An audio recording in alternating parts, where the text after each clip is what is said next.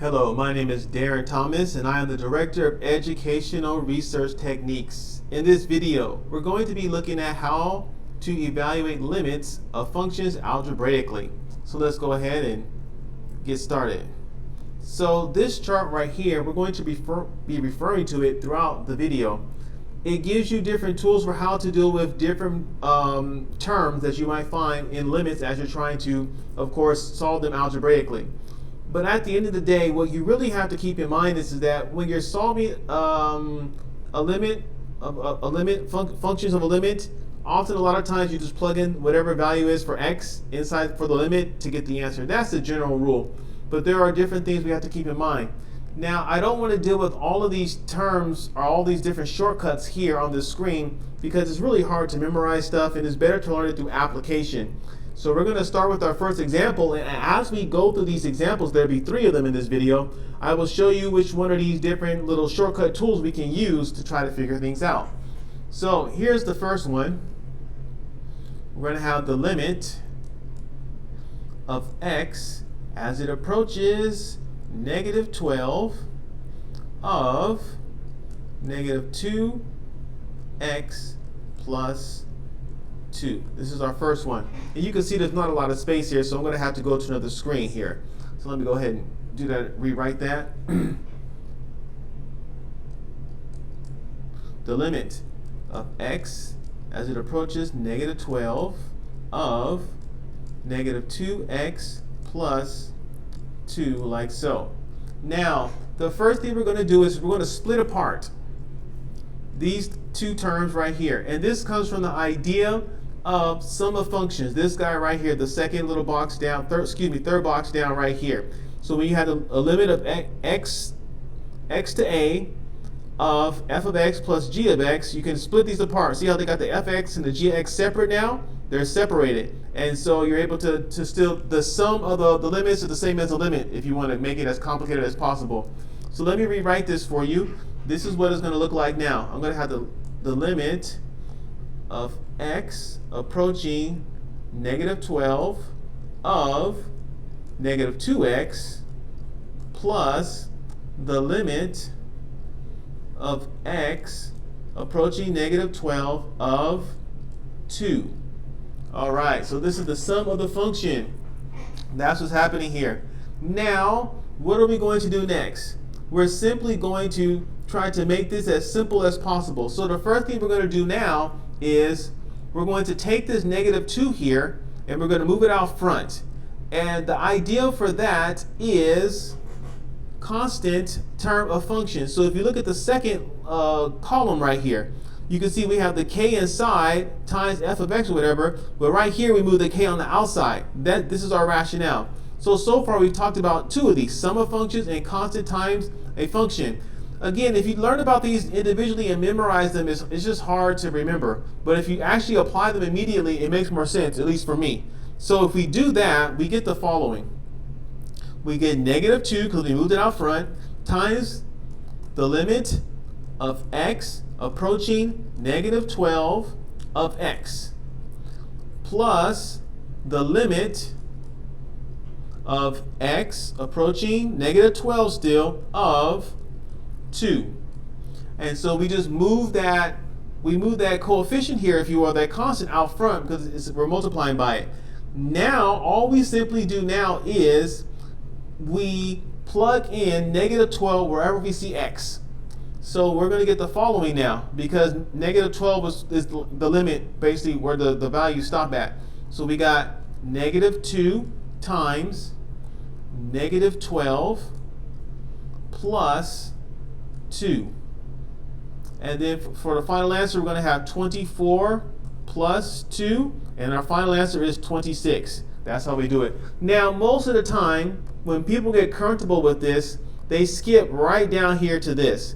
They just plug in whatever the value is of the limit right into the negative 12, and they just solve.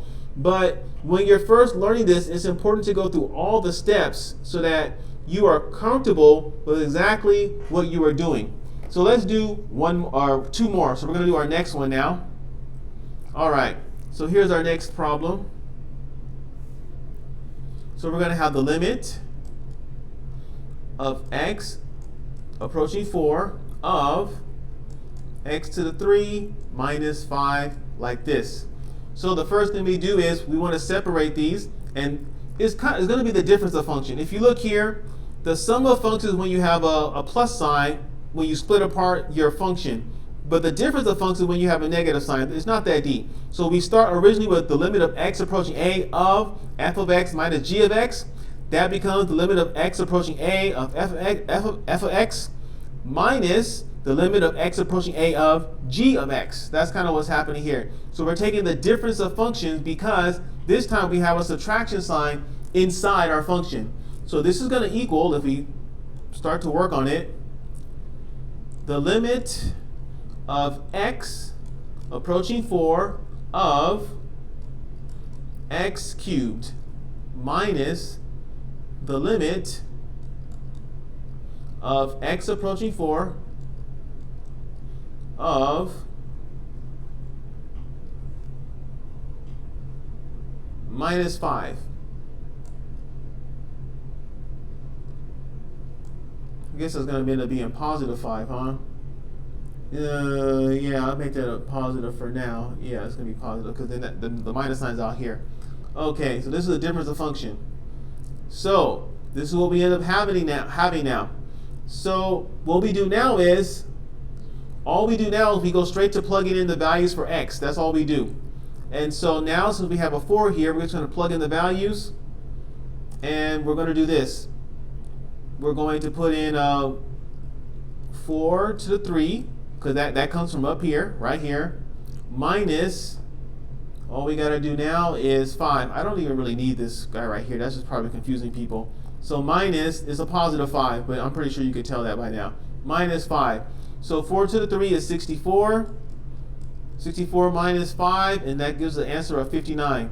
So this time we use a new tool, and that was the difference of functions. And we also used, if I go back here, functions raised to an exponent. So f of x raised to the nth power is the same as f of x raised to the nth power. Nothing really changes, where n is a positive integer. So you can see our integer here was 3, is positive, so not a whole lot going on there. And so again, you can see basically all we're doing here is we're just plugging in whatever the limit value is right here. We're just plugging it in for x and just solving it accordingly. But again, you want to go through the steps when you are new at this. Much more important when you are new at this. Here's our final one.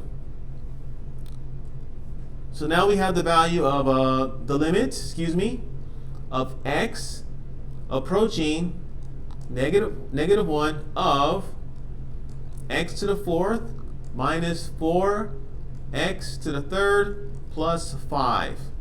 So first thing we do is the sum. Well, actually we have a sum and a difference here, but you get the idea. So this is a polynomial, by the way. So we have the limit of x approaching 1, x approaching negative 1, and then we're going to have this x to the 4, and then we're going to have minus the limit of x approaching negative 1 of 4x to the 3rd, now plus the limit of x approaching negative 1 of 5, like that. And so now we're going to do the constant times. So in other words, I'm going to move this 4 right here. I'm going to move this 4 in front. This is my constant right here. So the rest of this stays the same for now. So let's try to write this out quickly. So we got the limit of x approaching negative 1 of x to the 4 minus 4 multiplied by the limit of x approaching negative 1 of x to the 3, like so, plus the limit of x approaching negative 1 of 5, like so. And so now all we got to do now is to just plug in the numbers. So we're plugging in, I forgot to close this here. We plug in our numbers here as so. So we're going to plug in negative 1 everywhere. So we're going to have negative 1 to the 4th power minus 4 And then we're going to have negative 1 to the third power like this, plus 5. Negative 1 to the fourth power is going to be 1 minus, let's see here, negative 1 to the third power is negative 1 times negative 4 is going to give us a positive 4. And then we're going to have plus 5, and that gives us our final answer of 10. So that's how you evaluate that. So you can see that when you have some basic ideas here, you get an idea of how to approach solving and dealing with the function of limits algebraically. So we're going to go back and review and then wrap up the video. So in this particular video, we talked about how to evaluate limits of function algebraically. And the key here is this little chart right here. And we dealt with primarily with the constant times of functions, the sum of functions, and the difference of functions. In other videos, we'll deal with these other ideas later. But basically, all that you're doing here is that if you are familiar with this chart and you know when to apply these particular tools, you can, of course, naturally solve these limit of functions algebraically. And so in this example right here, all we did was we did the sum function, the sum of function, and the constant times of function. Again, you can look at the details on your own time. And then for this one right here, we added the idea of how to deal with exponents. There's not a whole lot to do. You just kind of plug in the value for x next to the exponent, and that's it. And this last one was kind of a combination of the sum of function and the constant times and the difference of function, and using all these tools at the same time. So I hope this video was useful for you and you were able to understand what we were talking about. My name is Darren Thomas. I am the Director of Educational Research Techniques